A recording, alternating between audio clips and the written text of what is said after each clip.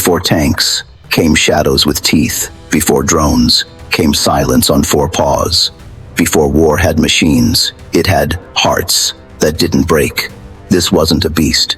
It was a soldier, and its name was never written in stone.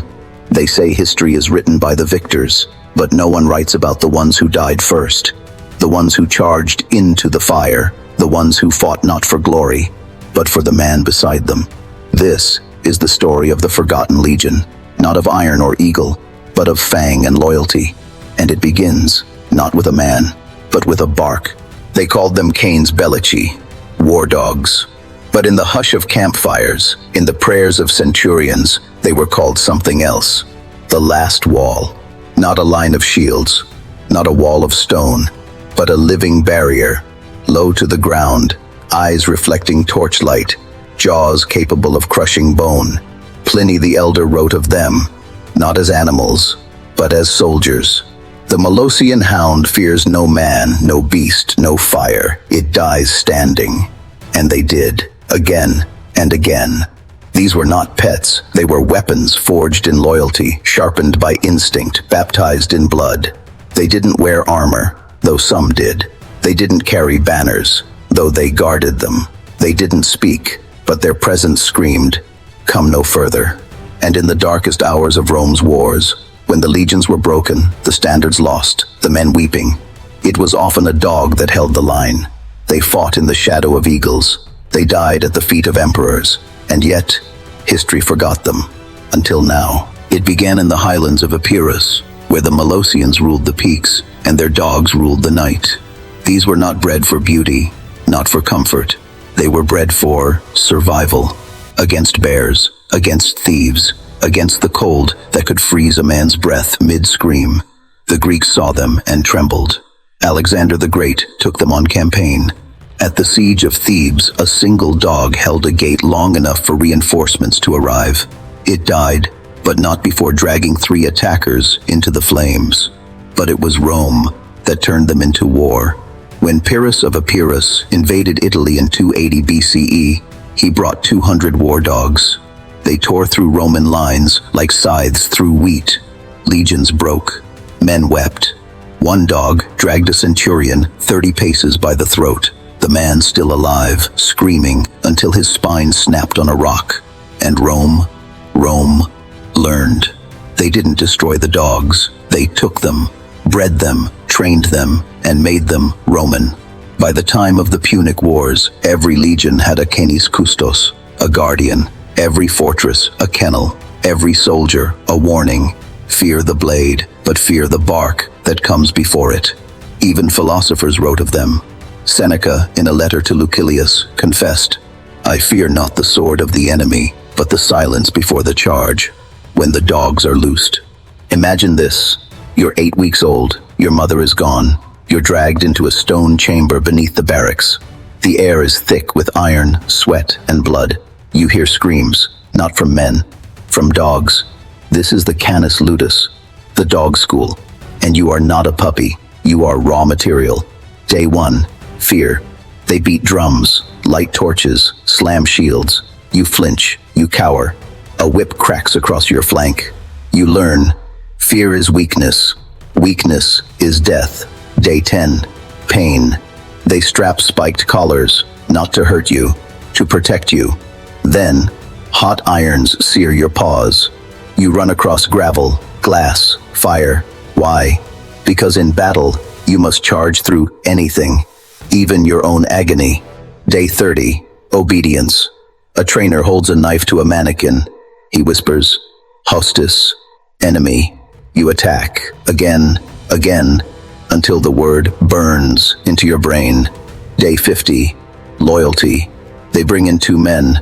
One wears a red cloak, amica. The other, a blue, hostis. You must attack only the blue. Fail, and you're beaten. Succeed, and the red-cloaked man throws you a piece of meat and scratches behind your ear. And then, the final test. They bring in a live prisoner, a captured Gaul, bound, blindfolded. They whisper, "Hostis."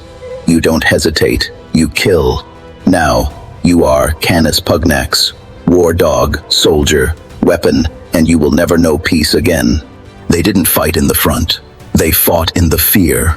At Alesia, Caesar's legions were stretched thin. Vercingetorix's warriors surged like a tidal wave. Then, the signal. A single horn. Low, long.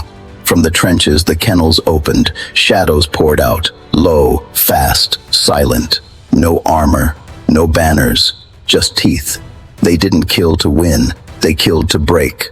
To make men look down and see death rising on four legs. To make them hesitate. And in war, hesitation is death. They guarded supply lines, hunted deserters, searched tunnels. One dog, Ferox, of the 10th Legion, took down 3 assassins trying to breach Caesar's tent. He died with a dagger in his heart and a man's throat in his jaws. Caesar himself ordered a tombstone. Ferox, fidelis usque ad mortem. Ferox, loyal unto death. And at the Battle of Carrhae, where Crassus fell, it was said the last stand wasn't made by men. It was made by 7 war dogs, chained to the standard, snarling as Parthian arrows rained down. They died on their feet, facing the enemy. They were weapons, but they were not soulless. Marcus, a recruit from Pompeii, was broken by war. Night terrors, shaking hands. He couldn't hold a sword without trembling. Then they gave him Brutus, not to fight, to live. The dog didn't care about rank, didn't care about glory. He cared about one man, and that man began to breathe again. But war does not forgive softness. They were overrun. Marcus fell, an arrow in his leg. Brutus stood over him, growling, bleeding, refusing to leave. Arrows found him, spears. Still he stood. Even when his legs gave out, he crawled to shield his master's body.